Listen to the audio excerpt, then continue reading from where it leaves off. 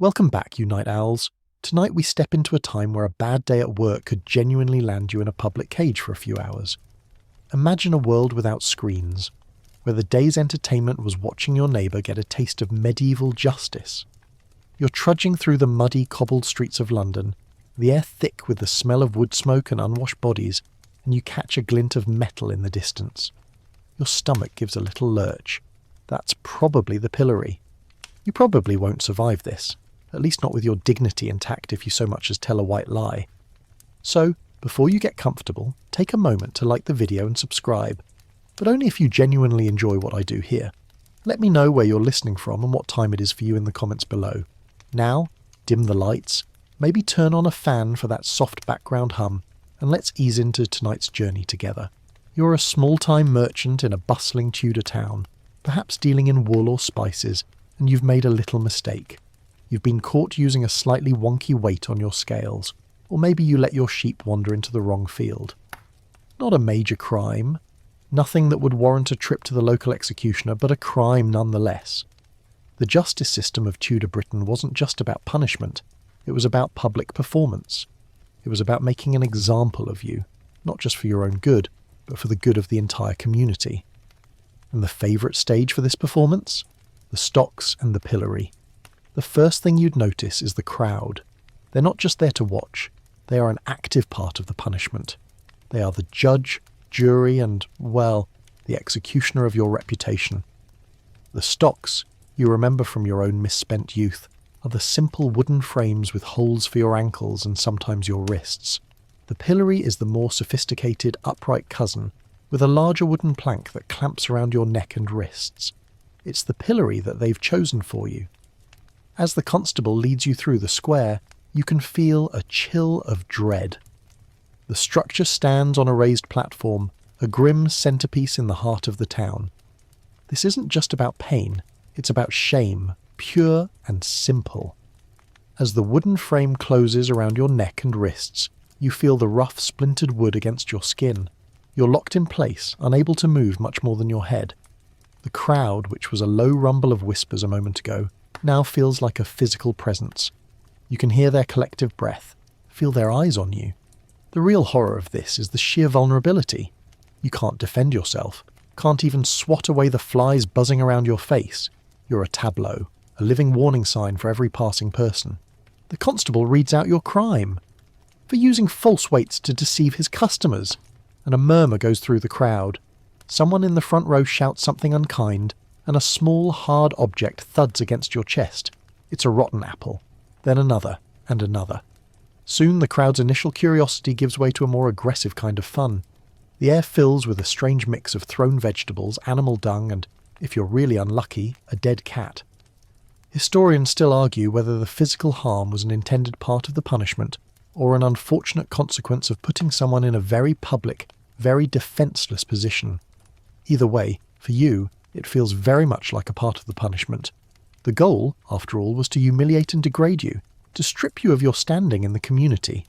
You weren't just a merchant anymore, you were a cheat, a scoundrel, and everyone for miles around knew it. One of the more quirky tidbits about the pillory is that the length of time you spent in it was often tailored to the severity of the crime, or sometimes the judge's mood. A few hours for a minor offence, but a full day for something more serious. And if you committed an offence that was seen as particularly egregious, say cheating a widow out of her life savings, you might be put in the pillory on market day, guaranteeing the largest possible audience. The whole spectacle was a theatrical production, a morality play where you were the unwilling star.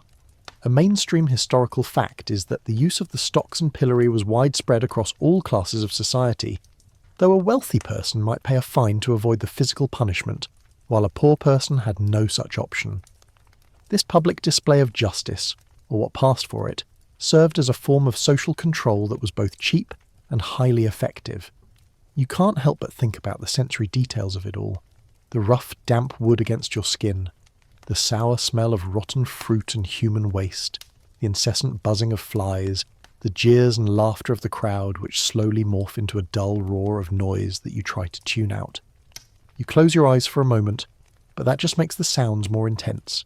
You can feel the heat of the sun on your head, the cold of the wood on your neck. You're a monument to a minor moral failing, a living, breathing object lesson. The constable, a large beefy man with a stained tunic, occasionally patrols the edge of the crowd, but he doesn't do much to stop the barrage of insults or projectiles. His job isn't to protect you, but to ensure you stay put. You see a familiar face in the crowd, the baker you buy your bread from. He looks at you with a mixture of pity and smug satisfaction. Pity because he's seeing a man's life fall apart in real time. Smug satisfaction because he knows he would never be so foolish. That's the genius of it, you realise. The punishment isn't just about you, it's about every single person watching. A reminder to them to stay on the straight and narrow. A small boy, maybe 7 or 8, throws a stone that hits you square on the cheek. It stings, and you can feel a trickle of blood. A light joke, you think to yourself, is that at least now you can say you've been stoned in Tudor Britain. Ha! No one is laughing. This is no place for humour. The hours drag on. The sun moves across the sky, and the crowd ebbs and flows, but there is always a core group of onlookers, enjoying your public degradation. The weight of the wooden frame, the constant tension in your neck, the ache in your wrists, it all starts to become a dull, persistent pain. As the day wanes, the light softens and the crowd begins to thin. The final hours are almost more bearable, though the humiliation has already been seared into your memory. The constable returns to unlock the frame, his face a grim, unreadable mask.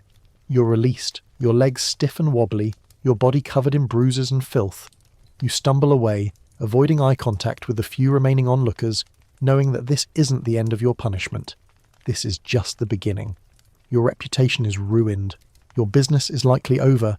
You're now a known cheat, and a part of you will forever be standing in that pillory, a public spectacle for all to see. The psychological scars of this public shaming will likely last far longer than the physical ones, and that, in the minds of Tudor justice makers, was the whole point. You're still wobbling away from the pillory, the phantom ache of the wooden frame still clinging to your neck. The community has seen your shame, and you know their whispers will follow you for weeks, maybe months. But imagine if your crime wasn't about crooked scales, but about a crooked tongue. In Tudor England, words held a surprising amount of power, and often an equally surprising amount of peril. If you were a woman accused of being a scold, a gossip, a slanderer, or just plain argumentative, your punishment might not involve rotten vegetables but something far wetter and infinitely more chilling, the ducking stool. Let's rewind a bit. You're not a merchant this time, but a wife in a bustling village, and you've had a particularly bad day. Maybe you argued with a neighbour about where your chickens are laying their eggs, or you were a little too vocal in the village square about the quality of the local ale. Your husband, perhaps tired of your spirited debates, has made a formal complaint to the local magistrate, or perhaps it was your neighbour still fuming about her eggless coop. Either way, the wheels of justice have begun to turn. The crime of scolding was a catch-all term for any woman who was considered a public nuisance, a gossiper, or someone who disrupted the peace with her sharp words. It wasn't just a social faux pas, it was a punishable offence. The ducking stool itself is a bizarre medieval contraption. Think of it as a seesaw with a chair at one end. A long wooden plank, or sometimes a large beam, is balanced over a pivot point, usually on the bank of a pond or a river. At the end of this plank is a chair, the ducking chair, into which you would be securely fastened. As you're led to the village pond, the crowd is a different kind of monster than the one at the pillory. They're less aggressive, more expectant, like they're waiting for a particularly grisly piece of entertainment. This isn't about pelting you with garbage, it's about a ritual, a performance with a specific symbolic purpose, to cool your heated temper by dunking you in cold water. As you're strapped into the chair, you can feel the coarse ropes chafing your wrists and ankles. The local constable, a different, less menacing figure than the one from the pillory, makes sure you're secure. He seems almost bored by the whole affair, a regular part of his duties. The platform is pushed forward, and you feel a lurch as the long arm of the ducking stool swings out over the murky green water. The constable, with a grunt, pushes down on the other end of the plank, and suddenly you are plunging toward the surface. The first dunking is a shock. The cold, stagnant water engulfs you, the muddy smell filling your nose and mouth. You gasp, but the water rushes in, and you thrash for a moment before the constable pulls the plank back up. You're lifted, dripping and sputtering, the cold air hitting your soaked clothes and making you shiver uncontrollably. The crowd laughs, a high, cruel sound that seems to echo across the water. They're enjoying this, but in a different, more detached way than the pillory crowd. This is more of a show. They are watching your spirit get washed clean, or so the theory goes. The constable doesn't wait long. He pushes the plank again, and down you go. This time you brace yourself, trying to hold your breath, but the shock is still profound. You hear a ringing in your ears, feel the cold seep into your bones. The third time you're starting to feel weak, the weight of your soaked clothing pulling you down. A mainstream historical fact is that the number of dunkings could vary wildly, from just a few for a minor offence to a dozen or more for a particularly notorious scold. Historians still argue whether the primary purpose was physical torture or symbolic purification. For you, shivering and miserable, it feels a lot like both. The experience is designed to be deeply uncomfortable and humiliating, a visceral lesson in the consequences of unchecked speech. One of the quirky tidbits about the ducking stool is that it wasn't just for women. While it was most famously associated with scolds, it was also used for bakers who sold underweight bread and brewers who watered down their ale. The symbolic connection was clear. You were a cheat who had diluted the truth, or the bread or the beer, and now you would be diluted yourself in the cold waters of public justice. It was a punishment that fit the crime in a very literal and often bizarre way. The contraption itself, often called a cucking stool in older texts, wasn't just a simple chair. Some were elaborate devices on wheels, allowing the scold to be paraded through town before her final dunking, adding another layer of public shame to the proceedings. The sensory details are overwhelming. The bitter cold of the water, the slick feel of your hair plastered to your face, the coarse ropes cutting into your skin, and the incessant high-pitched laughter of the crowd. As the constable pulls you out of the water for the final time, you're exhausted, your body heavy and shivering. The crowd begins to disperse, their amusement sated. You're unstrapped, and you stumble away, every inch of you cold and miserable. The experience has left you utterly drained, your voice a hoarse whisper. The message is clear.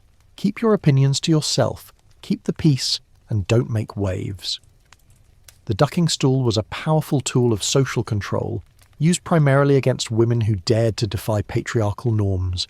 It was a punishment that targeted your spirit, your voice, and your place in the community. You trudge back home, your wet clothes clinging to you, leaving a trail of dripping water on the cobbled streets. Your reputation is stained, not with mud, but with the memory of that cold pond. A light joke you muse to yourself is that at least you can now say you've had a truly immersive experience with the local legal system. Ha! The chill in your bones makes it hard to even force a smile. You've been publicly humiliated, physically tormented, and silenced. The ducking stool was a particularly insidious punishment because it aimed to correct a perceived flaw in your character by physically and symbolically washing it away. It wasn't just about making you suffer, it was about making you into a different, more compliant person. The walk home is a long, cold journey, and you can still feel the weight of the water, the ghost of the ropes, and the chill of the crowd's laughter. You know that you'll have to face your neighbours again, and they will remember. Every time you speak, they will remember the day you were dunked in the pond. This punishment, in its own way, was a lot like the pillory, a public spectacle designed to strip you of your dignity and mark you as a societal outlier. But unlike the pillory, it was a punishment primarily reserved for a specific social role, the loud, unruly woman. In Tudor Britain, it seems, your words could get you into just as much trouble as your deeds, and sometimes the consequences were far more chilling than a few bruises and some rotten eggs. The memory of the cold pond water clings to you, a metaphorical and literal chill that refuses to fade. Your voice, still a bit hoarse, feels like a fragile thing. But what if your crime wasn't just having a sharp tongue, but using it to say something the authorities truly didn't like?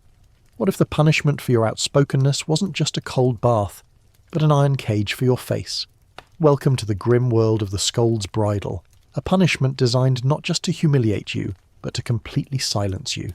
You're a woman, again, in this alternate, terrible timeline. Maybe you're a devout Protestant in a fiercely Catholic town, or a Catholic in a Protestant one.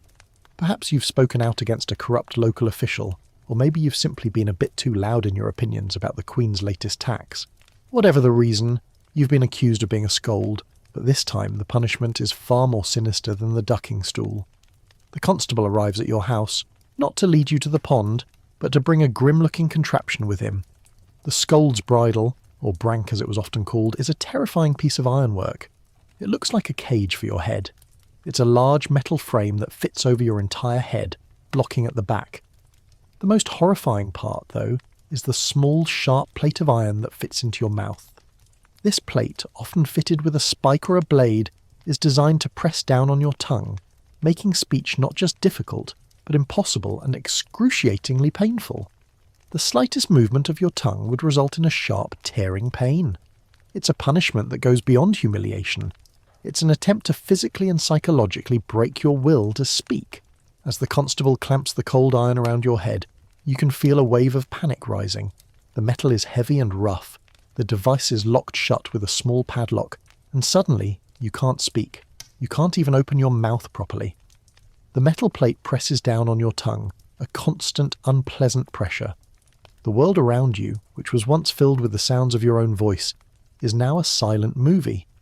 You can hear everything, but you can't make a sound. The silence is the most profound part of the punishment. It is deafening. A mainstream historical fact is that the brank was widely used in England and Scotland during the Tudor period and for centuries after.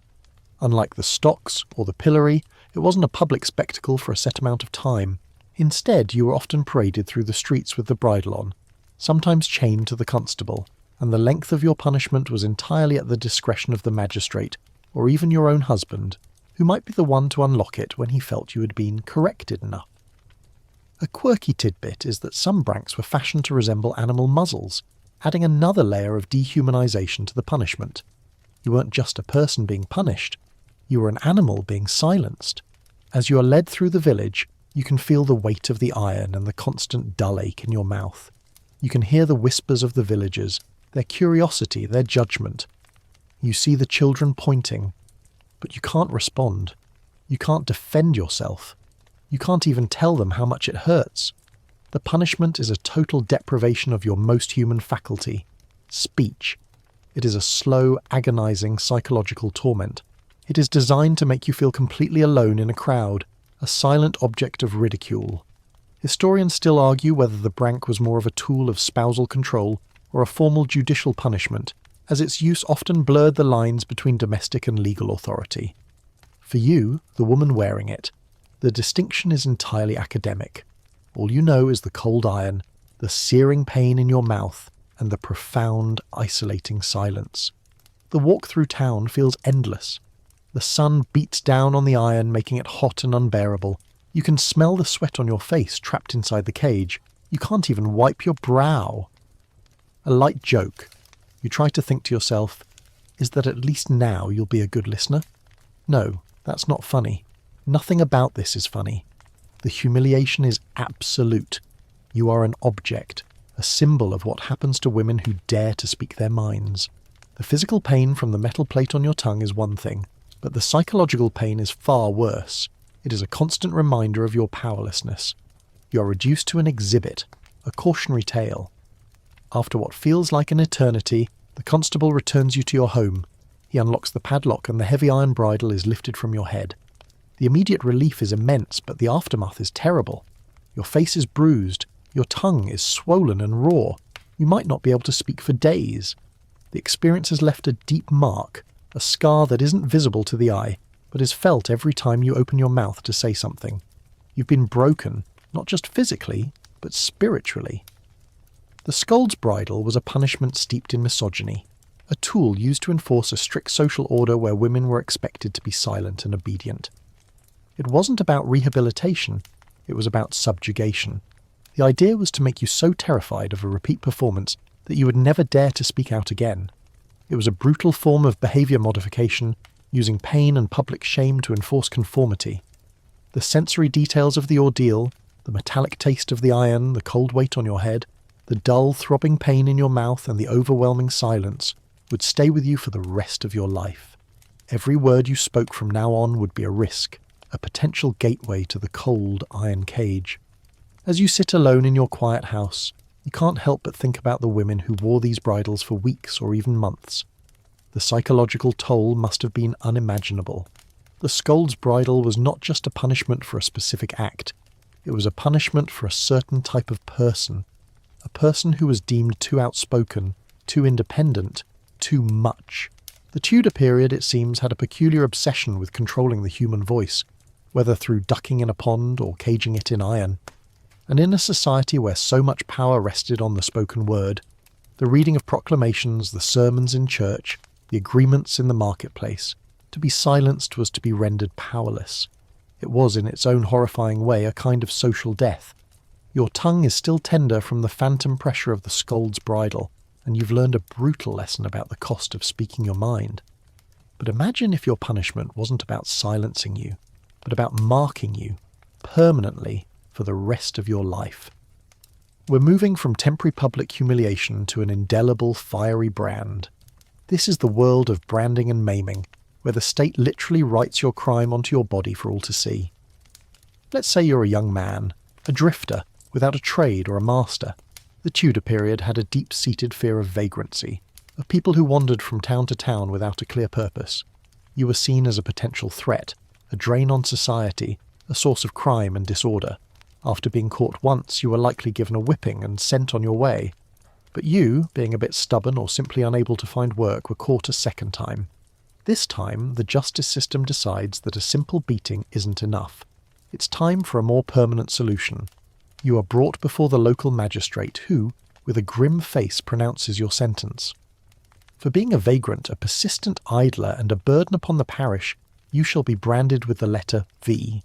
The letter V for vagabond. The crowd gathers, but it's a different kind of crowd now.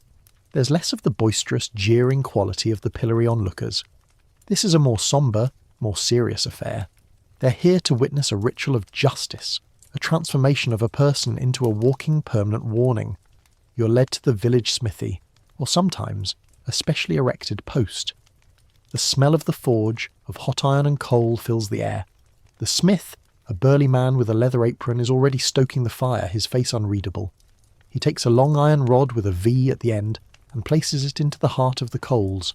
The fire roars, and the iron slowly begins to glow orange, then red, then a searing, blinding white. The sight of it makes your stomach clench.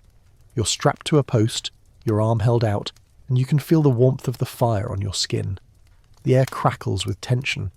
A mainstream historical fact is that branding was a common punishment for a variety of crimes, not just vagrancy. The letter branded onto your skin would correspond to your offence, S for a slave or F for a fraudulent person. These were not just random letters. They were a coded language of crime, a permanent record of your sin, visible to anyone who might employ you or share a drink with you. The idea was to make it impossible for you to hide your past, to give you a constant, painful reminder of your place in society.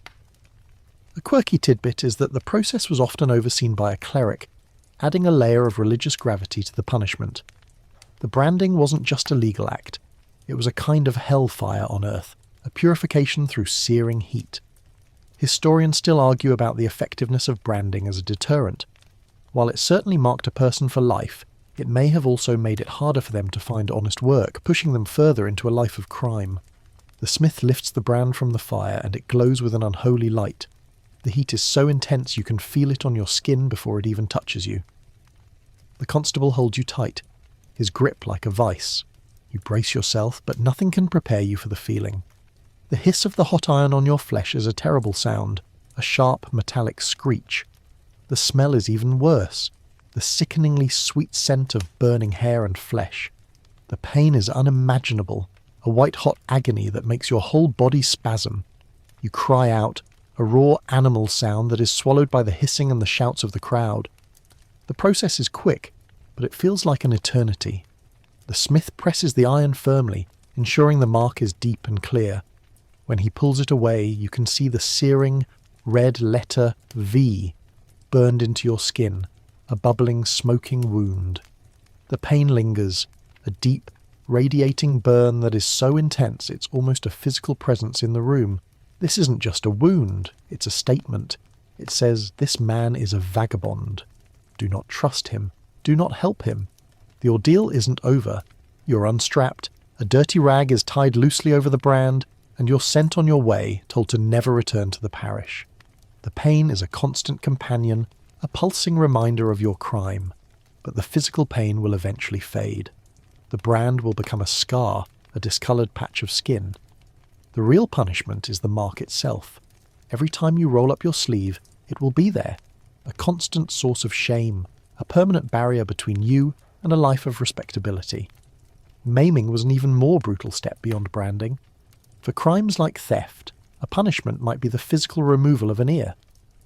Imagine your hand, caught in a loaf of bread that wasn't yours, being held down on a block of wood as a sharp knife slices through your ear. The idea was to leave a visible, undeniable sign of your crime, but this time it was an amputation. A light joke, you grimly think to yourself, is that at least now you can be a walking, talking history lesson. No one will ever forget your crime. Ha! The thought is bitter and cold, like the stone on which your ear would have been cut off. The sensory details are overwhelming. The smell of the hot iron, the piercing sound of the hiss, the raw, throbbing agony, and then the lasting, visible scar. This kind of punishment was not just about retribution, it was about public utility. In a world without fingerprints or police files, your body was your criminal record. The brand, the missing ear, the clipped nose, these were a form of official documentation. But for you, the man with the V burned into his flesh. It feels less like a record and more like a curse. You're forever branded as an outcast, a pariah, a man who has no place in a settled, law-abiding community. You can never truly start over. Your past is literally etched onto your skin, a permanent, searing reminder of the day the state decided to leave its mark on you. The brand on your arm is still a fresh wound, a pulsing, painful reminder of your crime. You're a marked man, your past etched in your flesh for all to see. But what if your punishment was designed not to permanently label you, but to temporarily break your body? A public performance of pain meant to serve as a stark warning to others. We're moving from the branding iron to the whip, to the brutal rhythmic reality of corporal punishment. Let's imagine you're a petty thief, caught lifting a silver spoon from a nobleman's house. You're not important enough for the gallows, but your crime is seen as a serious breach of the social order. You're led to the town square, not to the pillory or the stocks, but to a post, or perhaps a cart. The crowd is here, again, and this time there is a different energy. It's a mix of morbid curiosity and a grim sense of self-righteousness. They're here to watch your body pay the price for your crime. The constable, a different one this time, is a burly man with a thick leather belt. He binds you to the post, your back bared to the cold Tudor air. The whip itself is a simple tool of terror. It's a long leather thong, sometimes with multiple tails, sometimes with small knots tied in it to increase the pain. The constable, his face a mask of grim duty, stands ready. The air feels heavy, pregnant with expectation. A mainstream historical fact is that whipping was one of the most common punishments in Tudor Britain, used for a wide range of offences from petty theft to vagrancy, and even sedition. It was a fast, cheap and brutal way to deliver justice, and it was considered a fitting punishment for crimes that harmed the community. The first blow lands with a sharp crack, a sound that echoes across the square. A searing, fiery pain explodes across your back, and you gasp, the breath knocked from your lungs. The whip leaves a red welt, a line of angry skin. The constable is not a man to show mercy. The blows come in a steady, rhythmic cadence, each one a new explosion of agony. The crowd watches in a sort of grim silence, some wincing, others staring intently. You can hear their collective intake of breath with each crack of the whip. The pain is a living thing, a fire spreading across your back, mingling with the cold air. After a few blows, your skin is a latticework of red, angry welts. You can't think. You can only feel. The pain is so intense that your mind retreats, leaving your body to a primal state of suffering. You bite your lip to stop yourself from screaming, but a raw, involuntary cry escapes you anyway. The constable keeps going, each strike a new wave of fire. This is a performance, a public declaration of your guilt and the price you're paying for it. A quirky tidbit is that the whip itself was often seen as a symbol of the law's power. Some towns had a specially designated whipping post, a permanent fixture in the town square, ensuring that this form of justice was always readily available. The constable wasn't just hitting you, he was acting on behalf of the crown, on behalf of the community, and on behalf of a concept of justice that was both brutal and immediate. Historians still argue whether these public beatings were truly effective at deterring crime, or if they simply bred a deeper resentment in the populace. For you, chained to the post, the debate is irrelevant. All that matters is the searing, bone-deep pain. The sensory details are overwhelming. The sharp crack of the whip, the sudden hot explosion of pain, the cold sweat on your brow, the taste of blood in your mouth from biting your tongue. The smell of the square, a mix of stale bread and human filth, now has a new odour.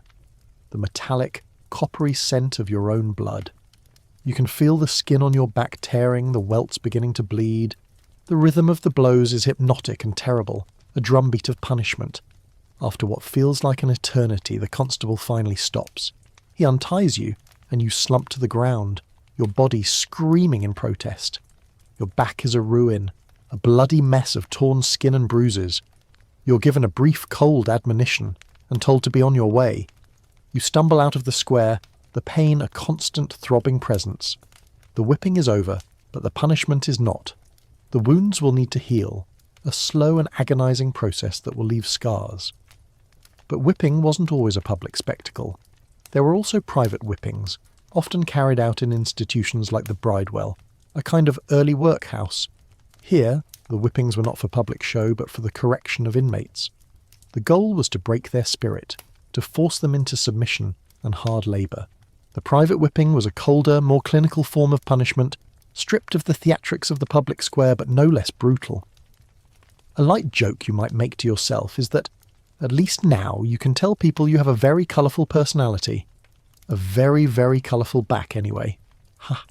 The pain is a sharp reminder that this is no time for jokes. The walk away from the square is a miserable one. Every step is a jolt of pain. Every breath feels like a fire in your lungs. The physical wounds will heal, but the psychological ones will linger. The memory of the crowd, their cold eyes, their silence, their brief, morbid fascination with your suffering that will never fade. The whipping was a performance, a ritual of justice, but for you it was a profound act of violence, a total disregard for your humanity. The Tudor justice system, it seems, had a peculiar obsession with the body as a canvas for punishment, whether through a permanent brand or a temporary, but no less brutal, flaying. It was a world where a person's physical pain was considered a form of social currency, a lesson to be learned and a spectacle to be witnessed. And you, a petty thief, had just paid your dues in the most literal and visceral way possible. Your back is a tapestry of pain, a constant reminder of the whip's unforgiving sting. You can barely move, and the memory of the crowd's cold eyes is a new form of shame. But what if your crime wasn't about theft or vagrancy, but about something far more common, and yet just as socially unacceptable, being drunk? In Tudor England, public drunkenness was more than just a momentary lapse in judgment. It was a punishable offence, and the method of correction was often as theatrical as it was humiliating. We're stepping into the world of the drunkard's cloak, a punishment that turned a man's vice into a walking, barrel-shaped sermon. Let's say you're a local cooper, a man who makes barrels for a living. You're known to enjoy your own wares a little too much. After a long day of work, you find yourself at the local tavern, and one too many pints of ale turn a cheerful evening into a stumbling, loud and disorderly one. You get into a fight, or perhaps you simply fall into a mud puddle and start singing bawdy songs at the top of your lungs. The local constable, with a sigh of resignation, apprehends you. This isn't a crime for the pillory or the whip. This is a crime for the drunkard's cloak. The next morning, with a pounding head and a mouth that tastes of old leather, you're led to the centre of town. A mainstream historical fact is that the drunkard's cloak, also known as the Newcastle cloak, was a punishment reserved for public drunkenness and brawling. It was a large, heavy wooden barrel with 2 holes cut in the sides for your arms and a hole in the top for your head. The barrel was then hoisted onto your shoulders, turning you into a walking, talking piece of carpentry. As you're fitted into the barrel, you can feel its weight, the rough, splintery wood pressing against your skin. You're a human barrel, a grotesque monument to your own lack of self-control. The constable tells you your sentence. You must parade through the town for a set number of hours wearing this cloak. The humiliation is instant and absolute. You're a walking joke, a source of amusement and ridicule for everyone you pass. The crowd, again, is a vital part of the punishment. They point and laugh. They shout insults, calling you barrel boy or Sir Tipsy. The humiliation is total. You can't run, you can't hide, you can't even sit down easily. You're trapped inside this heavy, cumbersome prison of wood, forced to walk a path of shame. A quirky tidbit is that the barrel itself often had the bunghole prominently displayed at the front. A subtle but unmistakable reminder of the very liquid that had led you to this predicament. The symbolic nature of the punishment was clear. You were a vessel for drink, and now you would be a vessel for public scorn. The walk itself is a miserable one. The barrel is heavy and it chafes at your neck and shoulders. The sun beats down, turning the inside of your wooden prison into a hot, stuffy oven. You can feel the sweat dripping down your back and the constant dull ache of the weight. The sensory details are all about confinement and ridicule. The rough, splintery feel of the wood against your skin, the echoing sound of your own footsteps inside the barrel, the jeering shouts of the crowd which seem to bounce off the wooden walls and magnify inside your head. You can smell the stale wood and your own sweat. You see the faces of your neighbours, your friends, and even your own family members in the crowd. Their expressions a mix of amusement and embarrassment. This isn't just about punishing you. It's about shaming your entire family. Historians still argue about the origin of the drunkard's cloak, with some suggesting it was a local custom that became formalised, while others see it as a deliberate creation by magistrates to deal with a growing problem of public intoxication. Either way, for you, a man in a barrel, the historical debate is secondary to the immediate visceral humiliation. You trudge through the streets, a grotesque parade of one. The children run ahead of you, shouting and pointing. A light joke you might try to make is that at least now you can say you have a killer sense of personal space. A wooden cage of one. Ha! The joke lands flat, even in your own mind. The weight is too heavy, the humiliation too profound. You pass the very tavern where your night of drunken revelry began, and the men inside point and laugh, raising their tankards in a mocking toast. The irony is bitter and cold. After a few hours the constable returns, and with a few grunts he lifts the barrel from your shoulders. The immediate relief is immense, but it is quickly replaced by a profound feeling of emptiness. You're no longer a barrel, but you're still a drunkard. You've been publicly humiliated, forced to wear a symbol of your shame. The punishment was temporary, but the memory of it, and the new nickname you'll undoubtedly acquire, will last for a long time. This kind of punishment was a masterclass in theatrical justice. It was a morality play performed in the streets, with the offender as the star.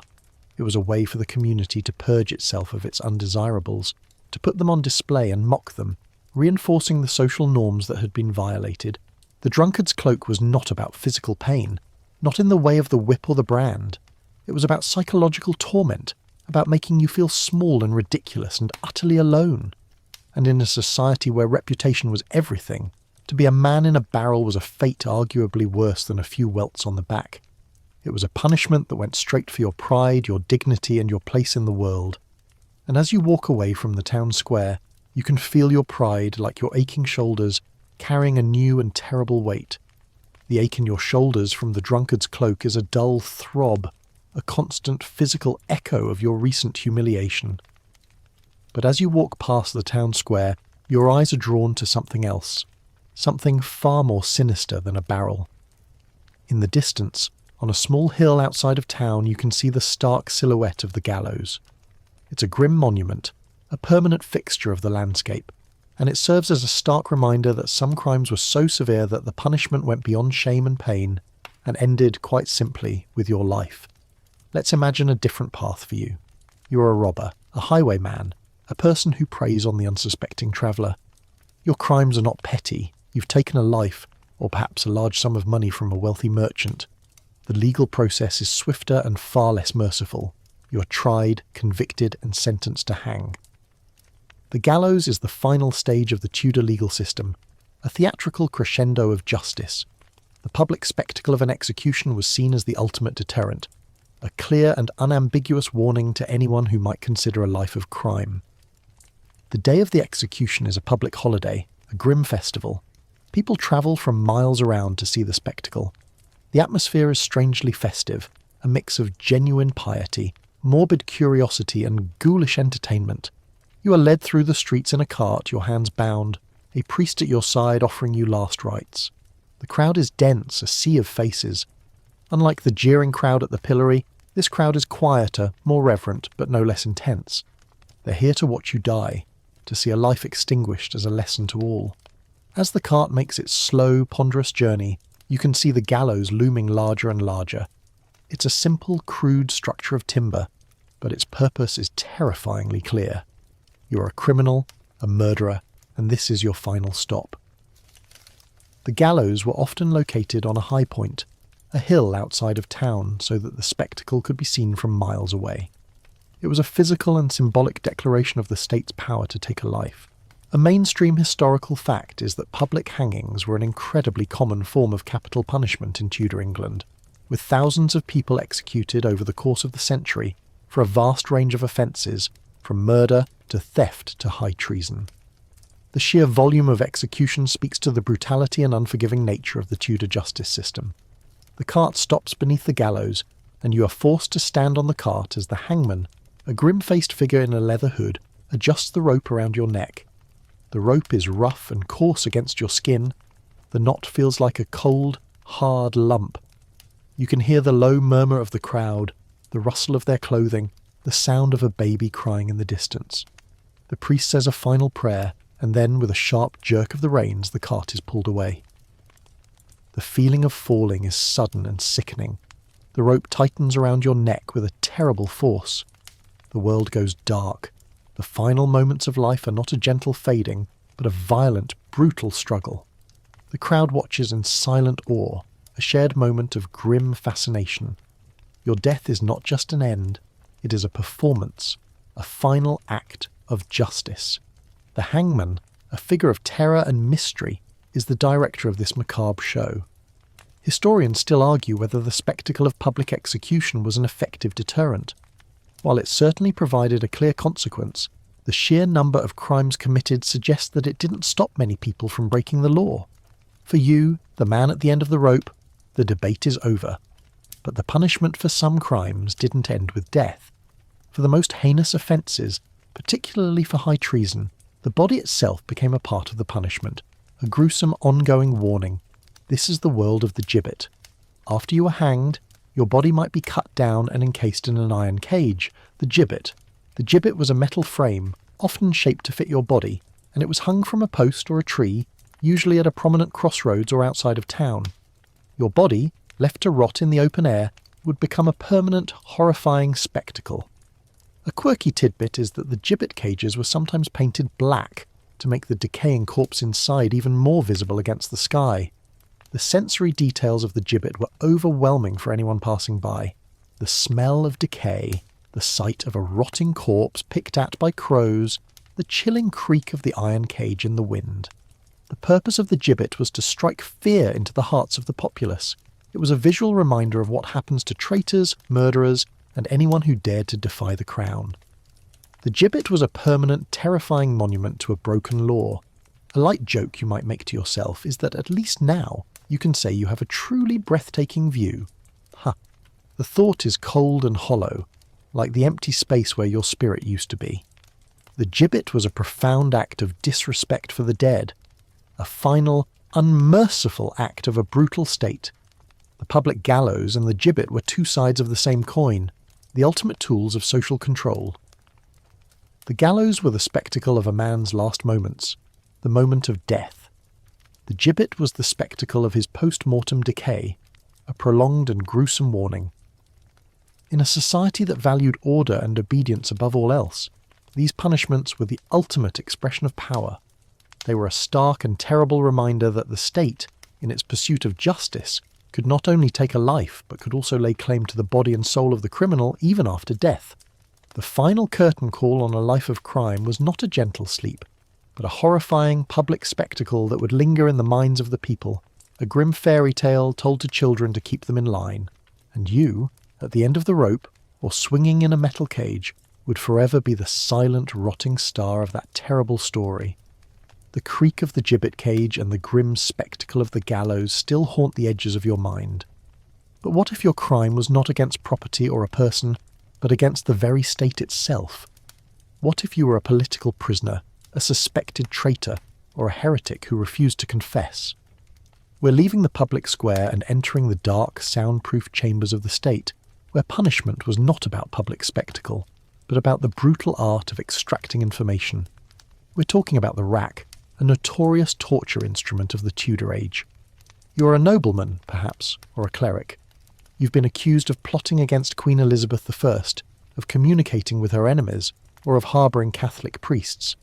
The accusations may be true, or they may be a fabrication from a rival. Either way, you are now a person of interest to the state, and the state has its own methods for getting to the truth. You're not taken to the pillory or the gallows immediately. You're taken to the Tower of London, a grim fortress that served as both a palace and a prison. The very stones of the tower seem to hold 1,000 whispers of pain and betrayal. You're led down into a damp, dark chamber, the air heavy with the smell of mould and fear. The room is quiet, save for the rhythmic drip of water from the ceiling, and there, in the centre of the room, is the instrument of your impending torment, the rack. It is a large wooden frame like a bed, with rollers at either end. Your stomach clenches just looking at it. This isn't a public show. This is a private, horrifying interrogation. A mainstream historical fact is that the rack was used specifically by the Privy Council, the Queen's Inner Circle, as a state-sanctioned tool of torture to extract confessions, particularly from those accused of treason. It was not a punishment for a completed crime, but a method of forcing information from a person who refused to speak. As you're brought to the rack, the guards, grim and silent, strap your wrists and ankles to the rollers at each end. You can feel the rough leather and the cold metal against your skin. You're completely defenceless, stretched out on the wooden frame, your body taut and vulnerable. The man in charge, perhaps a privy councillor or a high-ranking official, stands over you, his face impassive. He asks you to confess. He asks you for the names of your co-conspirators. You, a person of some consequence, refuse. You know that a confession, whether true or not, is a death sentence, and so you hold firm. The official nods to the guards, and they begin to turn the rollers. The first sensation is a horrible grinding tension. Your joints begin to ache. Your muscles begin to strain. The pain is not a sudden, sharp shock like the whip, but a slow, agonizing crescendo. Your body is being stretched, pulled apart, fibre by fibre. You can feel your shoulders and hips being pulled from their sockets. You try to hold in a scream, but a guttural cry escapes your lips. The guards keep turning the rollers, their faces impassive, their movements slow and deliberate. A quirky tidbit is that the process was often referred to as the Queen's medicine, a grim joke that spoke to the state's belief that torture was a necessary evil for the health of the kingdom. The pain is so intense that you can't think. All you can focus on is the slow, grinding agony of your body being stretched beyond its limits. Your muscles tear, your joints pop, and you can feel the ligaments in your limbs straining. The room is silent except for your own ragged breathing and the creak of the wooden frame. The official asks you again, "Will you confess?" You shake your head, tears of pain streaming down your face. The guards turn the rollers again, and a new wave of agony washes over you. You can hear the sickening sound of your own body being torn apart. The pain is beyond anything you could have ever imagined. It is a total, all-encompassing fire. Historians still argue about the effectiveness of the rack in extracting truthful confessions. Many scholars believe that people, under such intense pain, would confess to anything just to make it stop, making the information unreliable. For you, hanging on by a thread of pain-addled consciousness, the truth has become a secondary concern. The only truth you can perceive is the horror of the moment. The sensory details are nightmarish. The cold, damp air on your sweating skin. The rough feel of the wooden frame and the leather straps. The sound of your own bones and joints grinding. The searing, tearing pain that seems to consume your entire being. The smell of fear and musty stone. The silence of the guards and the official, a silence that is more terrifying than any shout. The experience is designed to strip you of your will, to reduce you to nothing but a vessel of pain. A light joke, you try to think to yourself, is that at least now you can say you have a much better appreciation for a good night's sleep. The thought is a fleeting flicker of defiance in a world of total despair. After what feels like an eternity, the official, satisfied with your refusal, or perhaps seeing that you are close to death, orders the guards to stop. The pressure is released and your body slumps back onto the frame. The pain is still there, a deep, throbbing ache that seems to fill every part of you. You are unstrapped, a broken, barely living man. Your body is a ruin. Your limbs are dislocated, your muscles torn. You will never walk properly again. Your testimony, whether given or not, will be recorded. The rack was not about public justice. It was about the brutal, hidden machinations of state power. It was a tool of absolute authority, a way for the crown to get what it wanted no matter the cost to the individual. The Tudor state, it seems, was not content with just punishing the body in public. It was also willing to dismantle it in private, to use unimaginable pain as a means to an end. The rack was a symbol of this darker, more secretive side of Tudor justice. It was a tool of terror, a way to control not just people's actions, but their thoughts and their allegiances. And you, a man who dared to defy the crown, have just learned a brutal lesson. Some secrets, the state believes, are worth breaking a man for. And some punishments, the most horrifying ones, are carried out not for show, but for the cold, unyielding purpose of power. Your bones still ache from the memory of the rack, a private hell endured for the sake of the state. But what if your crime wasn't about state secrets, but about a stubborn silence? What if you were a person of low standing, a common criminal who refused to cooperate with the legal system in its most fundamental way? We're leaving the dark chambers of the tower and entering a more public, but no less horrifying form of torture. Peine forte dure, or strong and hard pain, a punishment designed to literally press a plea out of you. You're a humble farmer, let's say, a man who's been accused of a serious crime, perhaps of being a part of a gang of rustlers who have been stealing cattle from your neighbours. You're brought before a court, and you hear the charges read out. The judge asks you, how do you plead? Guilty or not guilty? But you, in your wisdom, know the brutal reality of the Tudor justice system. If you plead guilty, you will be hanged, and your property and land will be seized by the crown. This would leave your wife and children destitute, with nothing to inherit. If you plead not guilty, you will face a jury trial, a jury that is often easily swayed by the powerful local gentry or the word of a corrupt official. The outcome is likely to be the same, and your family will still lose their inheritance. But there is a third option, a desperate, terrifying choice. You can refuse to plead at all. You stand before the judge, and when he asks for your plea, you remain silent. You refuse to speak. The judge warns you of the consequences, but you stand firm. The court, seeing your defiance, sentences you to peine forte dure. This is not a punishment for your crime. It is a punishment for your refusal to engage with the legal system. It is a slow, agonizing form of persuasion, a way to force you to speak. You are led to a small, dark cell and you are stripped naked. You are laid on your back on the cold, hard floor. Your limbs are spread and tied to posts at the corners of the cell. You're completely immobilized, a sacrifice laid out for a grim ritual. A large, heavy wooden board is placed on your stomach, covering your chest and torso. The constable, a man with a grim, sad face, begins to place heavy stones, or sometimes iron weights, on the board.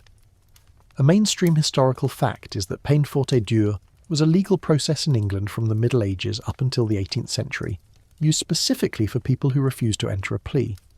The refusal to plead was known as standing mute, and it was a direct challenge to the authority of the court. The punishment was designed to be so horrible that a person would eventually break their silence and enter a plea, allowing the trial to proceed.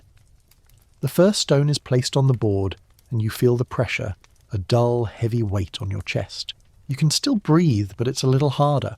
The constable places another stone on the board, and another. The weight increases slowly, methodically. The pressure builds, a slow, agonizing crush.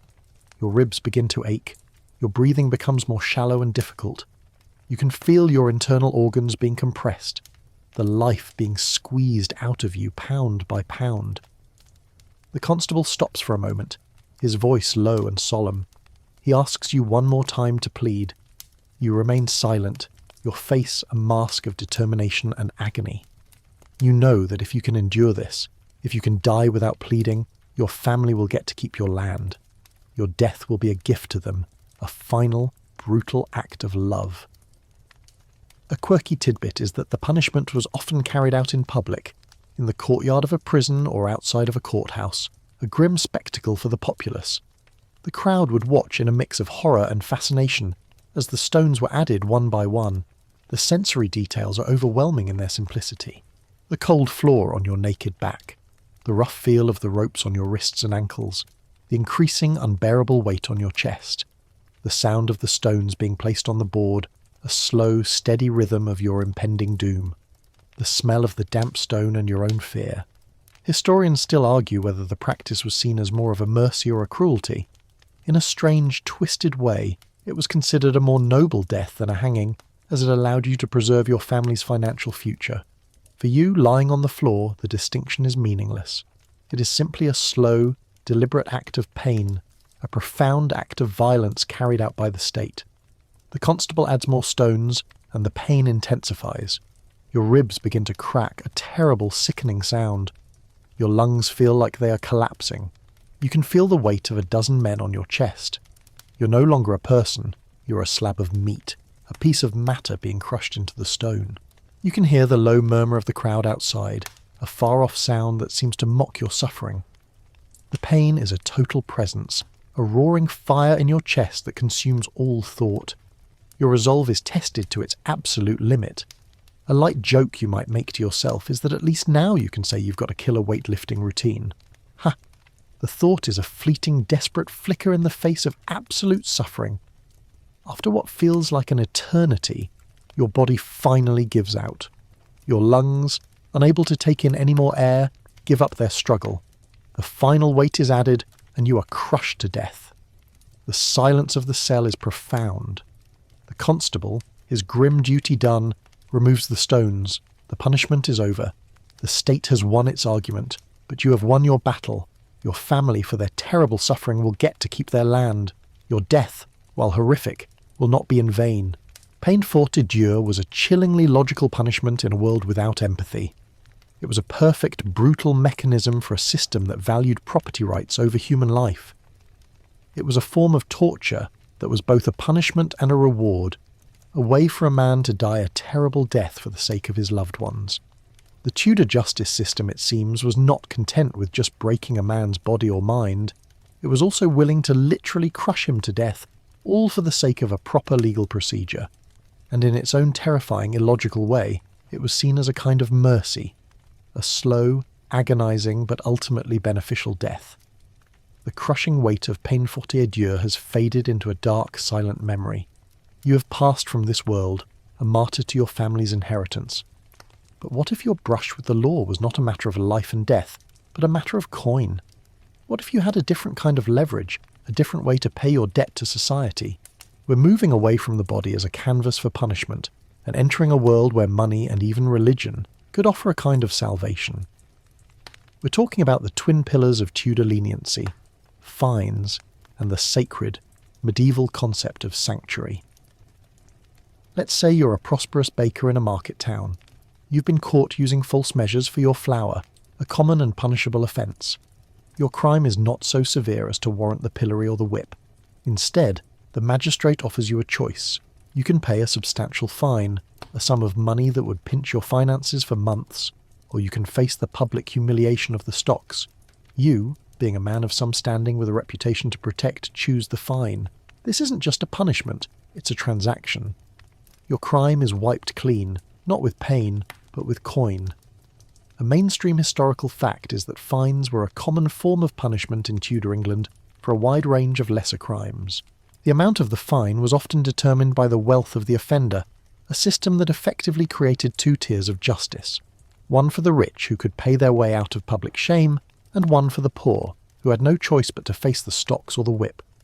For you, the baker, the fine is a heavy blow, but it is a silent one. You hand over the money, and your crime is a matter of record, but not a matter of public spectacle. Your neighbours might whisper about it, but they won't have seen you with your hands and feet in a wooden cage, a target for rotten tomatoes. You've paid for your dignity. But what if your crime was more serious, something that would normally lead to the gallows? Let's imagine you're an indentured servant who, in a fit of rage, has physically assaulted your master. You know the punishment for such a crime is severe.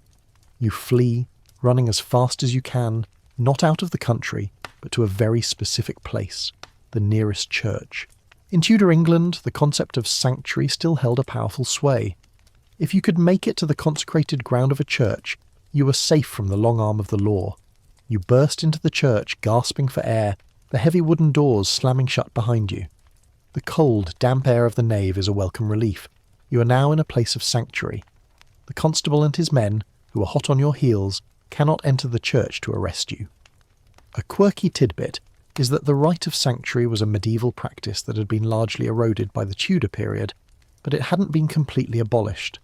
It was a vestige of an older, more powerful church, a kind of legal loophole that was still recognised, albeit with strict new rules. Historians still argue about whether the persistence of sanctuary was a sign of the church's lingering power or a clever, cynical move by the crown to create a legal pressure valve. Once inside the church, you had to confess your crime and abjure the realm. This meant you had to give up your life in England, swear an oath to leave, and walk a specific path to the nearest port. You would be given a white, cross-marked gown to wear, making you recognisable as a sanctuary seeker, a kind of walking dead man in the eyes of the law. You could not stray from the path.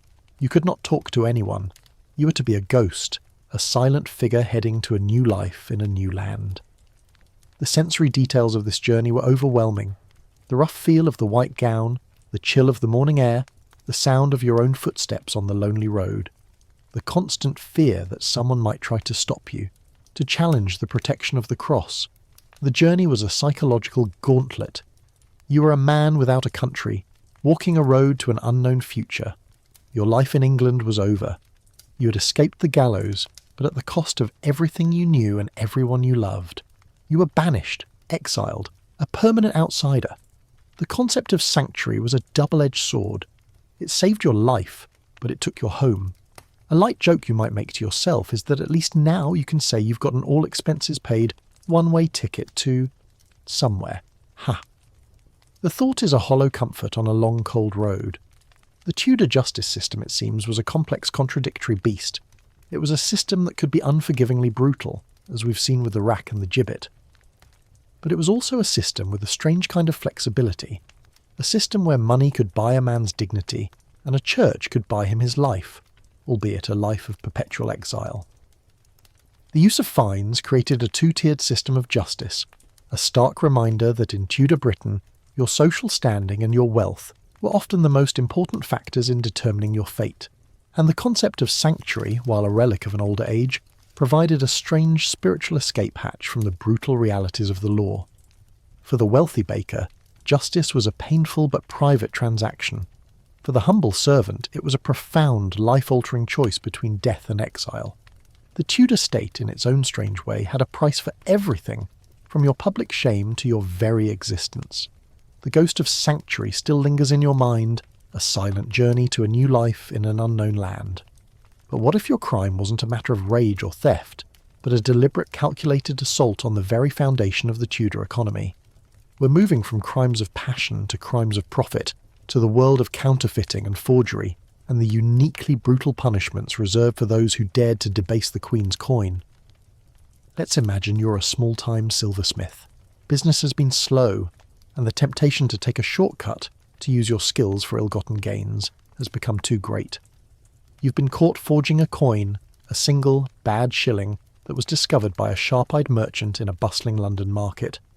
This isn't a petty crime. This is a direct challenge to the authority and stability of the crown. The Queen's face is on the coin, and to forge it is to make a mockery of her power and her kingdom's wealth. You're not led to a simple post or a village square. Your crime is a serious one, a matter for the highest courts. A mainstream historical fact is that counterfeiting, or coining, was considered an act of treason, a crime against the crown itself, and the punishments were correspondingly severe. The act of forgery was seen as a way to undermine the entire economic and social order. Your sentence is not just death, but a public mutilating display of justice. You are led to the pillory, but it is not the same simple wooden frame we remember. This one is in a prominent, busy part of London, a major crossroads where thousands of people will pass by. The air is thick with the usual smells of the city, but today there is a different energy, a grim, expectant silence. As you're locked into the pillory, the crowd gathers, their faces a mix of disgust and fascination. A constable reads out your crime in a booming voice. For forging the Queen's coin, a crime against the crown and all honest men. But the pillory is just the first part of your punishment. After your time in the stocks, the real horror begins. The constable approaches you, not with a key to unlock the frame, but with a pair of sharp shears and a knife. The punishment for counterfeiting was often maiming, a physical removal of the very parts of you that were deemed to have sinned. In this case, your ears. You are a forger, a man who has used your deceitful hands to create a false object. Now, the state will use its deceitful hands to create a false body. The pain is a sharp, shocking blaze of agony. The shears clip your ear, and the sound is a terrible, sickening crunch. The blood flows down your neck and onto your clothes. You scream, but the sound is muffled by the jeers of the crowd. The constable, with a surgeon's grim efficiency, clips your other ear. The pain is a profound, burning sensation that fills your head. You can feel the hot, sticky blood running down your skin. Your ears, the very organs that allowed you to hear the sound of the false coins being stamped, are gone. A brutal, public reminder of your crime. But it doesn't end there. Sometimes the punishment was even more grotesque. For some counterfeiters, the punishment was the cutting off of their nose, a mutilation that was impossible to hide. A quirky tidbit is that the crime of counterfeiting was so serious that the punishment was often carried out in stages. You might be pilloried one day, have your ears cut off the next, and be hanged a few days later, a prolonged and brutal ritual of justice.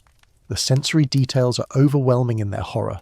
The metallic taste of blood in your mouth, the sharp, shearing pain of the blades, the sound of the crowd's gasps and jeers, the smell of fresh blood and unwashed bodies. Historians still argue about the effectiveness of such brutal punishments as a deterrent. While they certainly created a fearful populace, the existence of counterfeiters and forgers suggests that the fear of pain was often outweighed by the lure of profit. As you are finally released from the pillory, your face a bloody, mangled mess. You are a shadow of your former self. You're no longer just a man. You're a living, breathing testament to the severity of the Tudor legal system. The loss of your ears is a permanent brand, a mark that tells everyone who you are and what you have done. You can never again pass for an honest man. The public has seen your shame, and now they will see your scars. A light joke you might make to yourself is that at least now you can say you're an expert at cutting corners. Ah, the thought is a bitter, humorless echo of a past life, a life you can never return to. This punishment was not about rehabilitation. It was about retribution and public spectacle.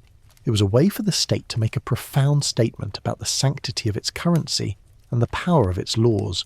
By mutilating your body, the state was not only punishing you, but was also creating a living, breathing monument to its own authority. Your body, with its clipped ears and mangled nose, was a warning to others. The punishment was a total assault on your dignity, your identity, and your place in the world. You were a walking, talking signpost of a crime, a grotesque reminder of what happens when you dare to tamper with the Queen's money. In Tudor England, it seems, money wasn't just a medium of exchange, it was a symbol of state power, and to attack it was to invite a punishment that was as brutal and as permanent as a brand, a whipping, or even death itself. The raw, burning pain of your mutilated ears is a constant reminder of the price of devaluing the Queen's coin. But what if your crime was so profound, so utterly subversive, that the state saw fit to punish not just your body, but your very soul and your bloodline? We're moving from crimes of profit to crimes of treason, to the horrific ritual of dismemberment and drawing, a punishment reserved for those who dared to challenge the crown in the most direct and unforgiving way. Imagine you're a conspirator, a plotter against the life of Queen Elizabeth I. You've been caught with incriminating letters, or perhaps you've been betrayed by an accomplice. Your crime, known as high treason, is considered the worst possible offence in Tudor law. It is an act that seeks to overturn the divinely appointed monarch and plunge the kingdom into chaos. The punishment for such a crime could not be a simple hanging. It had to be a statement, a theatrical display of the state's absolute power and its utter contempt for your rebellion. You're not taken to the gallows in a cart. You're taken to your execution site in a far more humiliating manner. You are drawn on a hurdle. A mainstream historical fact is that drawing meant being dragged on a wooden frame, or a hurdle, through the streets of London behind a horse, to the place of your execution. The journey was a prolonged, excruciating ordeal designed to maximise your public shame and physical suffering. As the horse begins to move, you feel the rough wood of the hurdle scraping against your back and the cobbled streets of the city. The journey is a slow, agonising slide. a profound act of degradation. The crowd is not jeering or festive. They are silent, in awe of the spectacle, watching a man being dragged to his final terrible fate. The journey ends at Tyburn, a notorious site for public executions. The gallows here are no simple wooden frames. They are a permanent fixture, the Tyburn tree capable of hanging multiple men at once. But you are not to be hanged yet. The worst is still to come. A quirky tidbit is that the entire process was meticulously choreographed. The sequence of punishments, drawing, hanging, and dismembering was a deliberate ritual, each step a symbolic act of justice. Historians still argue about the precise motivations for this ritual. Was it purely a form of savage retribution, or was there a deeper religious or political symbolism to each stage of the punishment? You're cut down from the hurdle, and you are hanged, but only for a short time, just enough to be choked into unconsciousness, but not enough to kill you. The hangman, a grim-faced figure, cuts you down while you're still alive, or at least still breathing. The crowd gasps, a collective intake of breath. The second part of the ritual is about to begin. You're laid on a wooden block and the hangman with a sharp knife begins to dismember you. Your body is to be torn apart piece by piece as a final, gruesome act of justice. The sensory details are too horrible to fully comprehend. The cold feel of the block beneath you, the sharp pain of the knife, the sight of your own organs being removed from your body, the smell of fresh blood and the butcher shop smell of a public execution. The hangman, with a professional detachment, removes your intestines and sometimes for added shock value he might burn them in front of you. This is the moment when the punishment becomes truly monstrous. A light joke, you try to think to yourself, a last flicker of defiance, is that at least now you can say you've really given your life to the state. Ha! The thought is a hollow whisper in the face of a total physical annihilation. The punishment continues. You're beheaded, your head held up to the crowd as a final gruesome symbol of your defeat. Then your body is quartered, split into 4 pieces. The entire process is a profound act of disrespect, a complete obliteration of your physical form. But it doesn't end there. The final part of the punishment is the display. Your head is parboiled and placed on a spike on London Bridge, a grisly warning to all who enter the city. Your 4 quarters are sent to the 4 corners of the kingdom, a message to every county, every town, every village that this is the fate of a traitor. The message is clear. Not only is your life forfeit, but your very body will be used as a political tool, a permanent rotting testament to the power of the crown. This punishment was not just about killing you. It was about destroying you. It was about obliterating your physical form and using the pieces of your body as a symbol of the state's power. It was a punishment that aimed to erase you from history, to make you a nameless, dismembered example. The Tudor state, in its most extreme moments, was not content with a simple death. It wanted a spectacular, prolonged, and utterly horrifying demonstration of its absolute authority. And for the crime of high treason, it got exactly that. You, the man who dared to challenge the Queen, have been reduced to a dismembered spectacle, your head on a spike, your body a collection of gruesome relics, your memory a whispered ghost in the terrible annals of Tudor justice.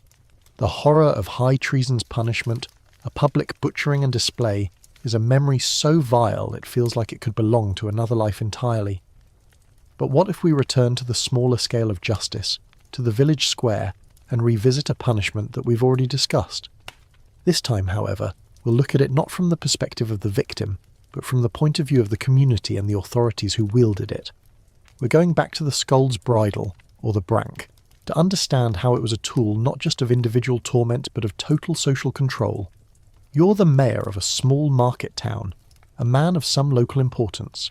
A complaint has been brought to you by a husband about his wife, a woman known throughout the town for her sharp tongue and her endless criticisms of her neighbours. The complaint isn't just about a private argument, it's about a woman who is a common scold, a woman who is disrupting the peace of the entire community. In a world without police forces as we know them, the maintenance of order falls to men like you, and you have a limited number of tools at your disposal. The ducking stool is one option, but for a particularly persistent offender, the brank is a more effective and more permanent solution. The brank itself is not a standard issue piece of equipment. A quirky tidbit is that each one was often locally made by the town's smith, meaning they varied in design, from simple iron bands to elaborate cages with decorative, often demeaning carvings. Some branks were even fitted with a bell on top so the silenced woman could be heard from a distance, a grim sound that announced her presence without her being able to say a word. As the mayor, you've ordered the smith to fashion a new brank for the latest offender. You can hear the clang of his hammer on the iron, the slow, deliberate creation of an instrument of suffering. This is a deliberate, state-sponsored act of cruelty, but in your mind, it's a necessary one. The moment the woman is fitted with the brank, the atmosphere in the town changes. She's led through the streets by the town constable, not to a public square for a set period, but often on an indefinite tour of the town. She's a walking, breathing warning sign. The people in the town, your constituents, watch with a mix of satisfaction and fear. Satisfaction because a source of neighbourhood strife has been dealt with. Fear because they know that they too could fall out of line and face a similar fate. A mainstream historical fact is that the brank was often not just a judicial punishment, but a tool of domestic discipline. A husband could petition the mayor to have his wife bridled, and sometimes the mayor would grant the request and give the husband the key to the padlock, allowing him to decide when his wife had been sufficiently punished. This blurred the lines between the law and the home, making the brank a chillingly effective tool of patriarchal control. The sensory details of this punishment, from an outsider's perspective, are deeply unsettling. You can see the woman's panicked, silenced expression through the bars of the iron cage. You can hear the small, sad jingle of the bell on her head, a sound that says more than any words ever could. You can feel the quiet satisfaction of the townsfolk, but you can also feel their deep-seated fear. The brank is a powerful symbol, a visible manifestation of the town's power to enforce its norms. Historians still argue about the exact number of branks that were in use and how frequently they were used, but the fact that they existed at all, and that there are records of their use, speaks to a deeply ingrained desire to control public speech and social behaviour, particularly among women. As the mayor, you know that the brank is a far more effective punishment than the ducking stool. The water from the pond is a temporary discomfort. The brank is a profound psychological torment that lasts long after the iron is removed. The memory of the metal cage, the pressure on the tongue, and the utter isolation of being silenced in a crowd will stay with the woman forever. The light joke you might make to yourself is that at least now you can say you have a truly silent majority. The thought is a fleeting, grim piece of wordplay that you would never dare to speak out loud. The truth is, the brank is an act of dehumanization. It reduces a person to an object, an animal in a muzzle. The brank wasn't just about punishment. It was about public education. It was a lesson for every man and woman in the town about the dangers of a loose tongue. It was a way to enforce a strict social order where gossip and dissent were not tolerated. The brank was a tool of quiet terror, a constant physical reminder of the power of the authorities and the vulnerability of the individual, and you, the mayor, the man who ordered its creation and use, are the guardian of that power. The punishment of the brank, when looked at from this perspective, is not just a barbaric act against an individual. It is a fundamental part of the Tudor social contract. It is a way for a community to enforce its laws and maintain its peace in a world without modern policing. It is a profound statement about the value of silence and obedience. The woman in the brank is not just a scold, she is a sacrifice, a living, breathing testament to the power of the state to enforce its will. And you, the mayor, watch her walk by, a silent, grim-faced figure, and you know, deep in your heart, that the peace of your town depends on her pain. The ghost of the brank still lingers in the air, a metallic taste of fear and silence. But what if your crime was not against the community, but against the ultimate proprietor of the land, the king or queen? We're moving from the town square to the deep, silent forests of Tudor England, a place where a very specific kind of law held sway. We're talking about the forest laws and the harsh punishments for those who dared to poach the king's deer. Let's imagine you're a peasant, a man who works the land for a local lord. Your family is hungry. The crops have been poor, and the winter promises to be long and cold. You know that the king's forest, a vast expanse of woodland just a few miles from your village, is teeming with deer. This isn't just a place of trees, it's a royal hunting ground, a symbol of the monarch's power and a source of food for the court. To enter it and take a deer is not just an act of theft, it's an act of defiance against the crown itself. One night, under the cover of darkness, You slip into the forest. The air is cold and smells of damp earth and pine needles. The forest is a world of its own, a place where the king's law is supreme. You find a deer, a magnificent stag, and with a single, desperate shot from your crude bow, you bring it down. The feeling is a mix of triumph and terror. Triumph because your family will eat this winter, terror because you know that if you're caught, the punishment will be swift and brutal. You are caught. A royal forest warden, a man whose sole job is to protect the king's property, finds you with the carcass. He is not a man of mercy. He is a man of law, and the law of the forest is unforgiving. A mainstream historical fact is that the forest laws were a set of legal codes that governed royal forests, with a specific focus on protecting the king's game and timber.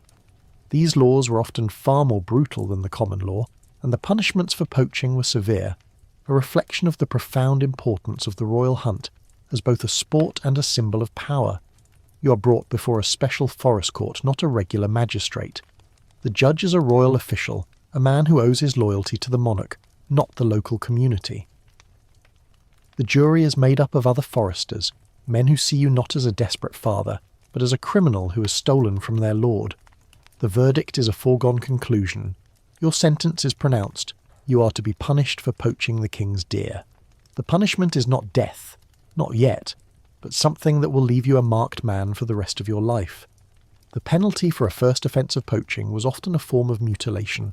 A quirky tidbit is that the punishment for poaching varied wildly, but a common one was the cutting off of a hand or a foot, a direct symbolic link between the crime and the body part that committed it. In other cases, the punishment was the gouging out of your eyes, a punishment that made it impossible for you to ever again find your way into the king's forest. The sensory details of this punishment are horrific.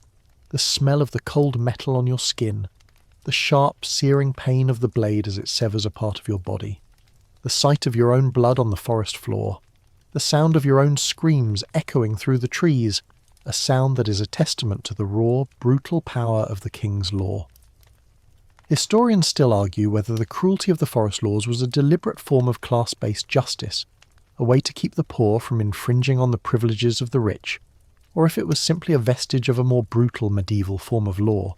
You are left in the forest, a wounded, mangled man. Your hand is gone, a bloody stump wrapped in a dirty cloth. You can no longer hold a plough.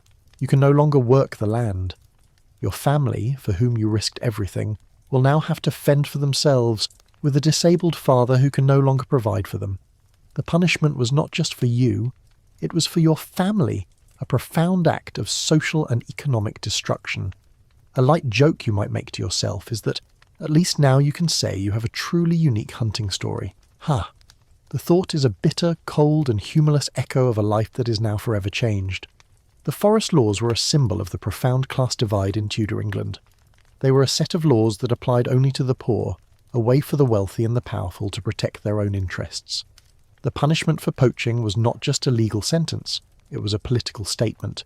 It was a clear and unambiguous warning to the poor that the king's game and the king's land was sacred, and that to trespass upon them was to invite a punishment that would not only maim you, but also destroy your family and your future.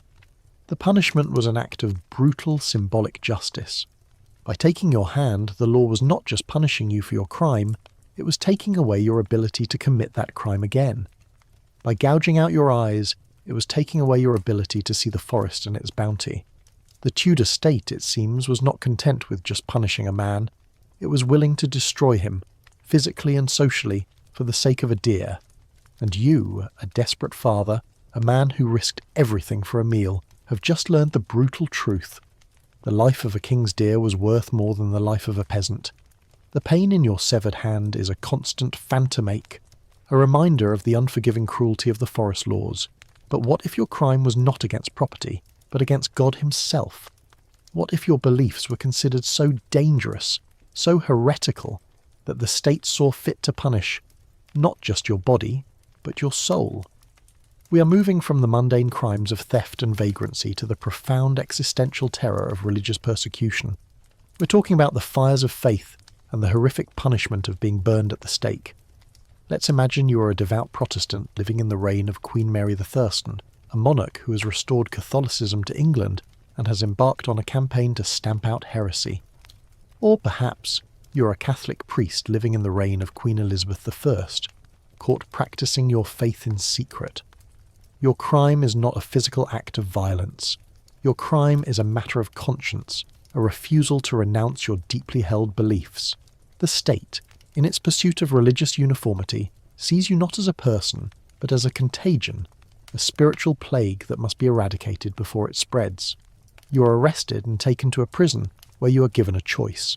Recant your beliefs, convert to the state religion, and live or stand firm in your faith and face the ultimate punishment. You, a person of deep conviction, refuse to recant. You know that to do so would be a betrayal of everything you believe in. Your sentence is pronounced. You are to be burned at the stake. The day of the execution is a public spectacle, but it is not like the festive atmosphere of a hanging. This is a solemn, grim affair, a grim sermon in the town square. A mainstream historical fact is that burning at the stake was the preferred method of execution for heretics during the reigns of both Mary I and Elizabeth I. The fire was seen as a form of purification, a way to cleanse the kingdom of the spiritual rot of heresy. The entire ritual was infused with religious symbolism, a theatrical performance of damnation. You are led to the stake, a simple wooden post in the centre of the square. A crowd has gathered, but their mood is sombre, a mix of fear, pity, and a grim sense of piety. You're not a criminal to them. You're a heretic, a spiritual outcast. You're tied to the stake with thick ropes and chains, your body bound to the wood.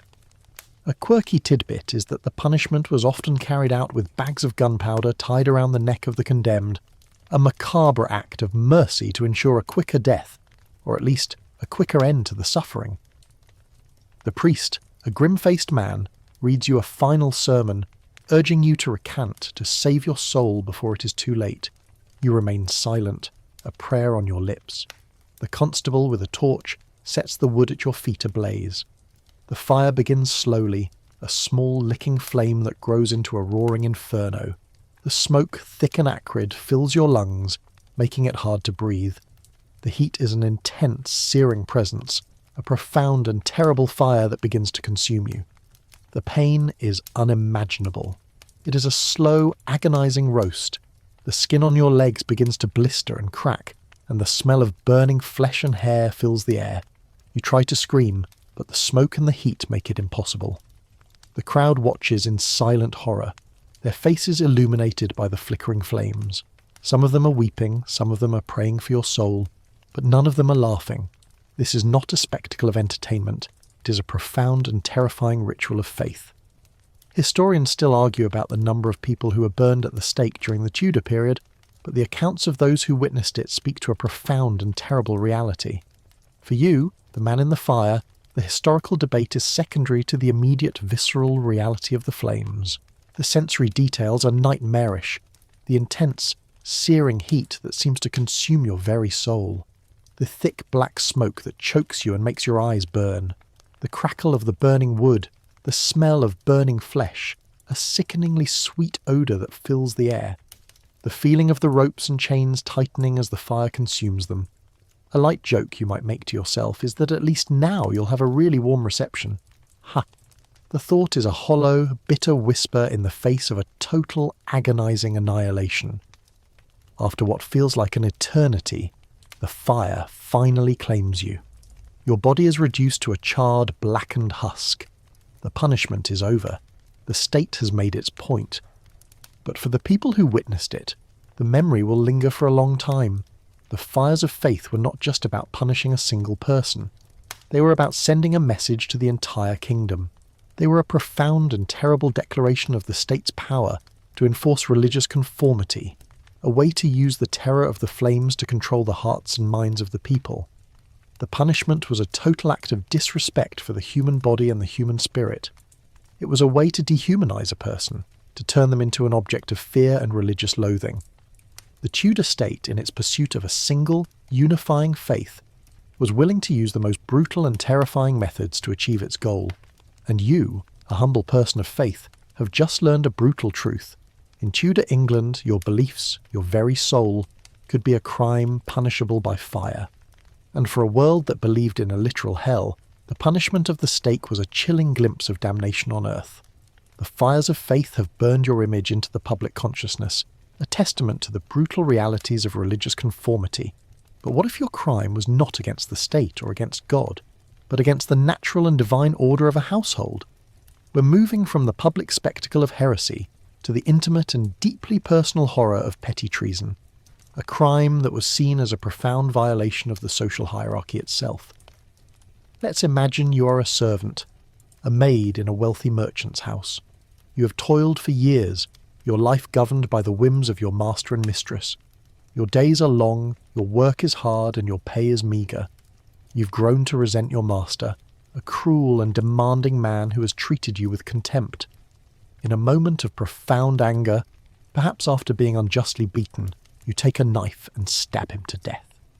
You have not just committed murder, you have committed a crime known as petty treason. In Tudor law, the world was a hierarchical pyramid, with God at the top followed by the king or queen, and then the natural order of a man ruling his household. To murder your master was to violate this divine order, to break the fundamental trust that held society together.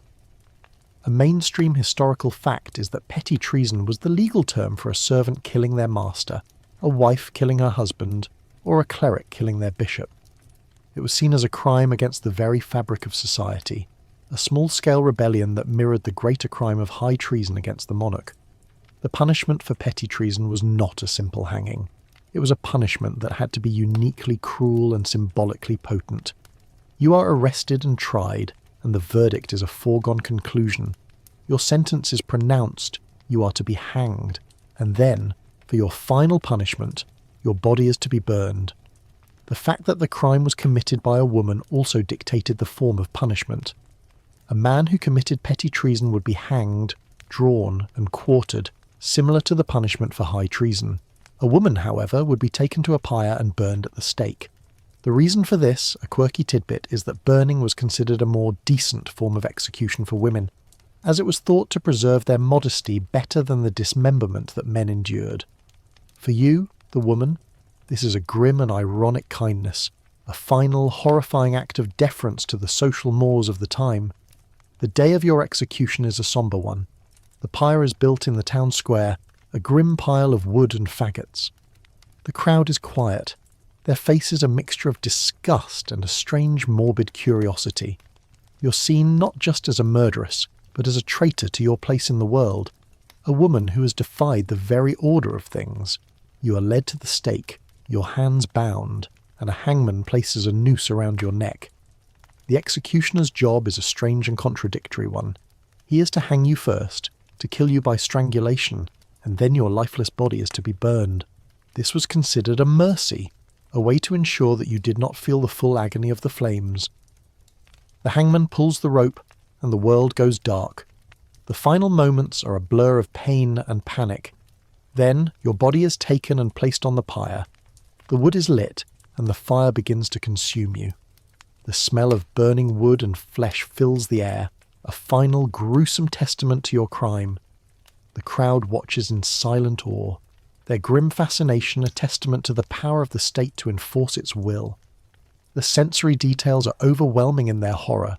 The crackle of the burning wood, the smell of the pyre, the heat that seems to consume everything. The silence of the crowd, a profound and terrifying sound. Historians still argue about the number of women who were executed for petty treason, and the extent to which the punishment was a reflection of the profound misogyny of the time. The punishment of petty treason was a total and complete statement about the sanctity of the household hierarchy. It was a punishment that aimed to not only kill you, but to make an example of you, to show every servant and every wife in the kingdom what happens when you dare to defy your master or your husband. The light joke you might make to yourself is that at least now you can say you've had a truly fiery relationship with your boss. Ha! The thought is a hollow, bitter whisper in the face of a total and complete annihilation. The punishment was a profoundly political act. By burning your body, the state was not just punishing you for murder, it was punishing you for the symbolism of your crime. It was a way to reinforce the divine order of the household, and to show that any rebellion, no matter how small, would be met with the most profound and terrifying violence. The Tudor state, in its pursuit of order and stability, was willing to use the most brutal and symbolic punishments to achieve its goal. And you, a humble servant, have just learned a brutal truth. In Tudor England, the life of a master was worth more than the life of a servant, and a woman's defiance was a crime so profound it could only be punished by fire. The fires of petty treason have burned a searing lesson into the collective memory of the kingdom. But what if justice wasn't a matter for the formal courts or the state's hangmen, but a matter for the community itself? We're moving from the public square and the official gallows to the informal, often unwritten, rules of village life. We're talking about the ceremonies of shame and the justice of the mob, a kind of punishment that was raw, personal, and profoundly unsettling. Let's imagine you are a man who has committed a crime that the law, in its formal complexity, can't quite grasp. Perhaps you've been a deeply unfaithful husband, an abusive father, or a persistent liar who has cheated your neighbours in ways that are hard to prove in a courtroom. The community knows what you have done. They whisper about it in the tavern, and they talk about it over their fences. The formal legal system, with its need for witnesses and evidence, is too slow and too remote to deal with your moral failings. So, the community takes matters into its own hands. The ceremony of shame, a practice known as charivari, or rough music, was a form of folk justice, a way for the community to publicly censure one of its own. It wasn't a court-ordered punishment. It was a spontaneous, often violent expression of collective outrage. You're sitting at home one evening, and you hear a sound in the distance, a strange, discordant cacophony. It's the sound of pots and pans being banged together, of horns being blown, of people shouting and jeering. The sound grows closer, a grim, rhythmic noise that fills you with a deep sense of dread. The community has come for you. A mainstream historical fact is that rough music was a widespread practice in Tudor England and for centuries after. It was a form of communal punishment used to enforce social norms and to shame individuals who had broken the unwritten rules of the community. The targets were often adulterous couples, abusive husbands, or people who were seen as defying traditional gender roles. The purpose was not to physically harm you, but to publicly humiliate you, to make your moral failings a matter of public record. The mob gathers outside your home, their faces a mix of anger and self-righteousness. They are not just your neighbours, they are your peers, the very people whose good opinion you depend on. They are making a profound statement. You are no longer one of them. The sensory details are overwhelming. The deafening sound of the rough music, the harsh, discordant clangour of the pots and pans, the jeering shouts of the crowd, their voices a single angry roar, the flickering light of their torches illuminating their angry faces. You are trapped in your own home, a prisoner of a spontaneous, violent outburst of folk justice. The ceremony of shame could take many forms. Sometimes, the mob would build an effigy of you and your partner, a grotesque straw-stuffed doll that they would parade through the streets and then burn. Sometimes, they would force you to ride through the town backwards on a donkey, a profoundly humiliating act. A quirky tidbit is that the punishment was sometimes a form of mock justice. The mob would hold a fake trial, with one of their own acting as the judge, a grim parody of the formal legal system. The light joke you might make to yourself is that at least now you've got a really great soundtrack to your life. The thought is a hollow, bitter whisper in the face of a total and complete public rejection. Historians still argue whether rough music was a form of popular justice or a violent and often dangerous form of mob rule. For you, the man trapped inside your home, the distinction is meaningless. It is a profound and terrifying form of punishment. The punishment of rough music was not about a single act, it was about a person's character. It was a way for the community to purge itself of its moral failings, to use you as a scapegoat for their collective anxieties. The punishment would last as long as the mob decided it should last. They would bang their pots and pans, shout their insults, and make a profound statement about your place in the world. When they finally dispersed, they would leave you with a reputation that was irreparably damaged.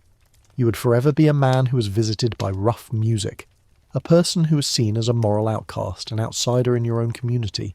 The punishment was a total assault on your dignity and your reputation. It was a form of justice that was far more personal and far more terrifying than a fine or a few hours in the stocks. It was a punishment that was not about the law, but about the social contract, the unwritten rules that held the community together. And you, a man who has broken those rules, have just learned a brutal truth. In Tudor England, the judgment of your neighbours could be far more terrifying than the judgment of a magistrate. The village, in its pursuit of order and conformity, was willing to use the raw, personal, and profoundly unsettling power of the mob to enforce its will.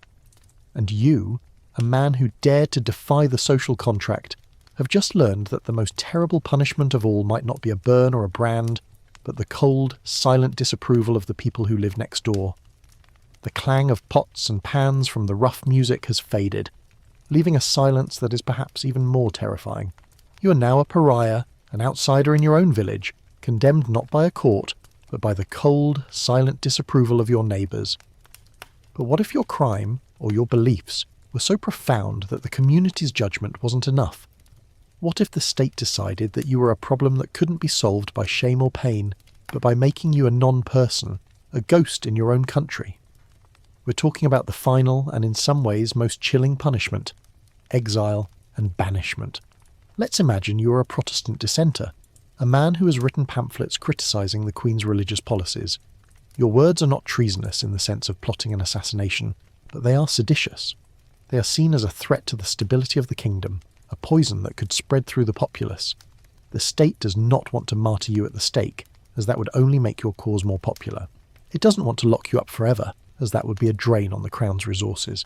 Instead, it decides to remove you from the kingdom entirely. You are to be banished. You are brought before a council, not a court, and your sentence is pronounced. You are to be exiled from England, never to return under pain of death. You are to be a ghost, a person with no country, no home, and no past. The punishment is not a physical one, not in the way of the whip or the brand. It is a psychological one, a profound and absolute act of ostracism. A mainstream historical fact is that exile and banishment were common punishments for religious and political dissenters in Tudor England. It was a way for the crown to get rid of its enemies without creating martyrs or wasting resources on their imprisonment. It was a punishment of silence, a way to make a person disappear without a drop of blood being spilled. The day of your departure is a grim, sombre affair. You're given a set number of days to leave the country. You're taken to a port, a place where you will board a ship to a new, unknown life. Your family and friends are there, their faces a mask of sadness and resignation. They know that this is not a temporary absence. This is a final farewell. The sensory details of this moment are overwhelming in their simplicity. The cold sea air on your face, the smell of salt and tar, the sound of the gulls crying, the rough feel of the ship's ropes and the sway of the deck, the feeling of being completely unmoored, of leaving everything you know behind. A quirky tidbit is that the punishment of exile was often accompanied by a legal provision that allowed the crown to seize a person's property and land, a final cruel act that ensured that you would be starting your new life with nothing. The punishment was not just about removing you from the country, it was about destroying your life, your legacy, and your family's future. It was a total and complete act of social and economic annihilation. Historians still argue whether exile was a more humane punishment than execution, or a more profound form of cruelty. For you, the man on the deck of the ship, the distinction is a matter of profound and terrible importance. The ship pulls away from the shore, and you watch the coastline of England recede into the distance. It is a painful, slow process, a gradual disappearance of everything you have ever known. The land becomes a blur, then a faint line on the horizon, and then, finally, it is gone. You are alone on the sea, heading to a new country where you do not speak the language, where you have no friends and where you have no home. The punishment is a total act of isolation, a profound and terrible loneliness. A light joke you might make to yourself is that at least now you can say you're an expert at making an exit. The thought is a hollow, bitter echo in the face of a profound and total loss. The punishment of exile was a form of justice that was both subtle and brutal. It was a way for the state to enforce its will without a public spectacle. It was a punishment that aimed to erase you, to make you a non-person in the eyes of the law. You were no longer an Englishman. You were a permanent outsider, a man with no home, no past, and no future. The punishment was a total assault on your identity, your sense of self, and your place in the world. The Tudor state, in its pursuit of order and uniformity, was willing to use the profound and terrible power of banishment to achieve its goal. And you, a man who dared to challenge the state with your words, have just learned the brutal truth. In Tudor England, the most terrifying punishment of all might not be a burn or a brand, but the cold, silent truth that you no longer belong anywhere. The ship sails on, and you are alone, a ghost on the sea, a man without a country, a permanent outsider in a world that has no place for you. The ship's creaking timbers are the only sound now, the wind a soft whisper in the sails, and the endless grey sea is a calming, hypnotic presence. The cold, brutal world of Tudor Britain is a distant memory, a series of dark pictures that fade and blur like old charcoal drawings. The sting of the whip, the weight of the pillory, the terrible silence of the brank, all of it is gone now, a ghost story told in a quiet room. You are safe. The fear, the anger, the humiliation, all the sharp, hard edges of that world are softening now, smoothing out like sea glass. You're drifting, floating, carried on a gentle current. The past is behind you, and the future is a soft, warm sleep. Let your mind ease, let your breath slow, and let the darkness take you. You are home now, and you can rest.